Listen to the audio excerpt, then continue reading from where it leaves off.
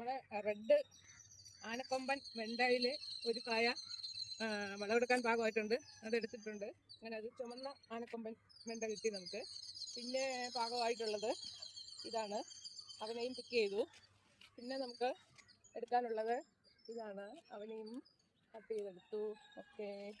പിന്നെ നമുക്ക് പാകമായിട്ടുള്ള വെണ്ടയ്ക്ക എന്ന് പറയുന്നത് ഇതാണ്, അവനെ അങ്ങനെ സ്മൂത്തായിട്ട് കട്ട് ചെയ്തെടുത്തിട്ടുണ്ട്. അങ്ങനെ ഇന്നത്തെ നമ്മുടെ വെണ്ടയ്ക്ക വിളവെടുപ്പ് കഴിഞ്ഞു. അതിലേറ്റവും സ്പെഷ്യൽ നമ്മുടെ ആനയുടെ കൊമ്പ് പോലെ ഇരിക്കുന്ന ആനക്കൊമ്പൻ റെഡ് വെണ്ടയ്ക്ക.